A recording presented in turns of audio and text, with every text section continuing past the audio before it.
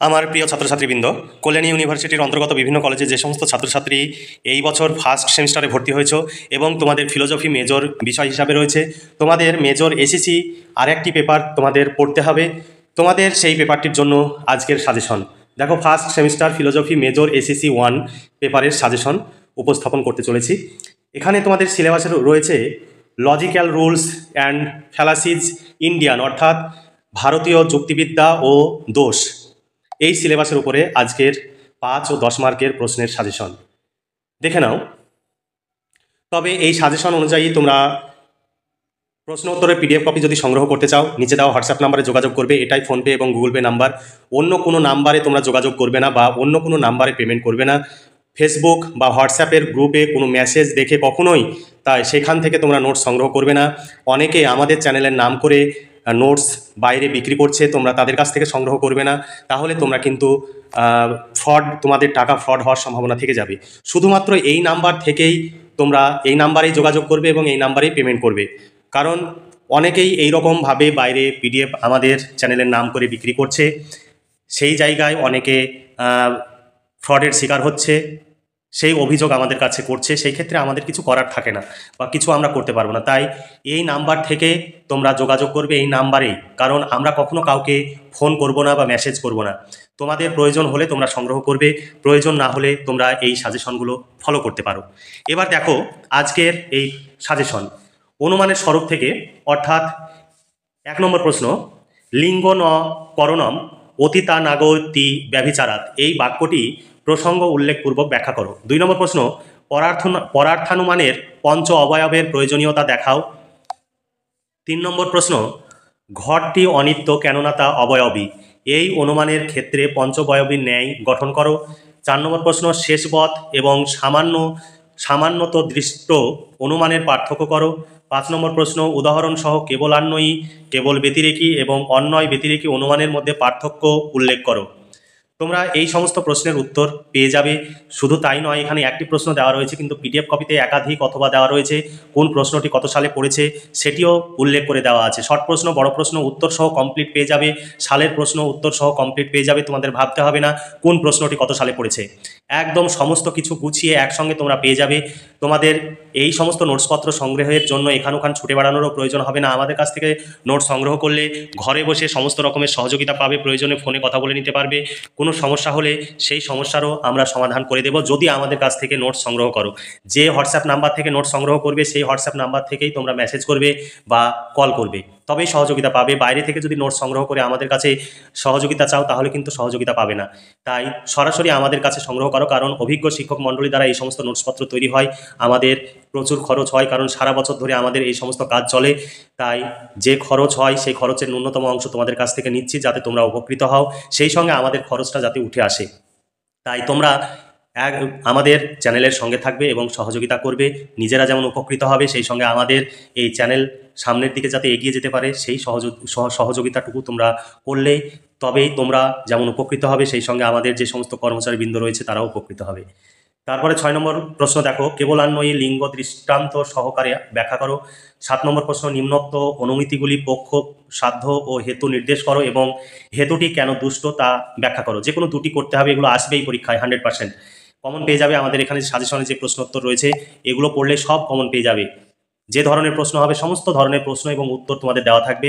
এখানে দেখো এইভাবে প্রশ্ন দিয়ে ক খ গ ঘ করে 4টি তোমাদের বাক্য দেওয়া থাকবে। 4টি বাক্যের সাধ্য, পক্ষ, হেতু উল্লেখ করতে হবে এবং কি দোষ ঘটেছে সেটি যুক্তিসহ বিচার করতে হবে। আমি পিডিএফ কপিতে তোমাদের দেখিয়ে দেবো, তোমরা অবশ্যই ভিডিওটি শেষ পর্যন্ত দেখবে, কোনো রকমের স্কিপ করবে না। ক দেখো, আপেলটি মিষ্ট কেননা তার আপেলত্ব আছে। খ, টেবিলটি অবশ্যই নিত্য যেহেতু তা উৎপন্ন। গ, গরুর শিং আছে কেননা তা প্রাণী। ঘ, শশশৃঙ্গ তীক্ষ্ণ যেহেতু তা তার শৃঙ্গ। এরপরে প্রশ্ন 8 নম্বর প্রশ্ন, নিম্নলিখিত অনুমানগুলির পক্ষ, সাধ্য ও হেতু উল্লেখ করো এবং হেতুটি কোন দোষে দুষ্ট তা ব্যাখ্যা করো, অথবা পক্ষ, সাধ্য ও হেতু উল্লেখ করে নিম্নোক্ত অনুমানগুলির বৈধতা পরীক্ষা করো। ক, খাদ্য অনিষ্টকর কারণ উহা পুষ্টির উৎস ইত্যাদি। খ, গৃহ চিরন্তন কারণ এটি অবিনাশী। গ, গরুর শিং আছে কেননা তা প্রাণী। ঘ, বহ্নি অনুষ্ণ যেহেতু তা দ্রব্য। তারপর 9 নম্বর প্রশ্ন, পক্ষ, সাধ্য হেতু উল্লেখ করে নিম্নোক্ত অনুমানগুলির বৈধতা পরীক্ষা করো। ক পর্বত বহ্নিমান নীল ধুমাত। খ শব্দ নিত্য শব্দ শব্দ তাৎ। গ টেবিল নিত্য যেহেতু তা উৎপন্ন। ঘ আপেলটি মিষ্ট কারণ তাতে আপেলত্ব আছে। এরপরে হেত্যাভাস থেকে প্রশ্ন।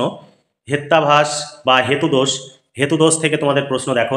10 নম্বর প্রশ্ন, দৃষ্টান্ত সহ বিভিন্ন প্রকার অসিদ্ধ হেত্যাভাস আলোচনা করো। 11 নম্বর প্রশ্ন, বিভিন্ন প্রকার হেত্যাভাস দৃষ্টান্ত সহ ব্যাখ্যা করো। 12 নম্বর প্রশ্ন, বাধিত হেত্যাভাস কাকে বলে দৃষ্টান্ত সহকারে ব্যাখ্যা করো। 13 নম্বর প্রশ্ন, দৃষ্টান্ত সহ সাধর্ম হেতু ব্যাখ্যা করো। 14 নম্বর প্রশ্ন, স্বরূপা সিদ্ধ হেত্যাভাস ও আশ্রয় সিদ্ধ হেত্যাভাসের মধ্যে পার্থক্য লেখো। তারপর ব্যাপ্তি ও দর্শনের অনুসন্ধান থেকে প্রশ্ন। 15 নম্বর প্রশ্ন, ব্যাপ্তির লক্ষণ দাও, এই প্রসঙ্গে ব্যাপ্তি গ্রহগুলি আলোচনা করো।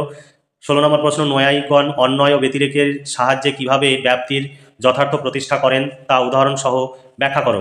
17 নম্বর প্রশ্ন, বিভিন্ন প্রকার তর্ক দৃষ্টান্ত সহ আলোচনা করো। 18 নম্বর প্রশ্ন,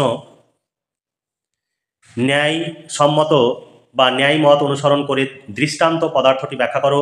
19 নম্বর প্রশ্ন, নিগ্রহ স্থান সম্বন্ধে আলোচনা করো। 20 নম্বর প্রশ্ন, বৌদ্ধ দার্শনিক স্বীকৃত প্রসঙ্গ নামক দার্শনিক পদ্ধতি আলোচনা করো। 20 নম্বর প্রশ্ন, বিতণ্ডা কি ন্যায় মত অনুসরণ করে বিভিন্ন প্রকার বিতণ্ডা আলোচনা করো। 21 নম্বর প্রশ্ন, বাদ এবং বিতণ্ডা উদাহরণ সহ আলোচনা করো। 22 নম্বর প্রশ্ন, প্রতিতন্ত্র সিদ্ধান্ত ও অধিকরণ সিদ্ধান্ত সম্পর্কে লেখো। 23 নম্বর প্রশ্ন, সর্বতন্ত্র সংহিতি সিদ্ধান্ত ব্যাখ্যা করো।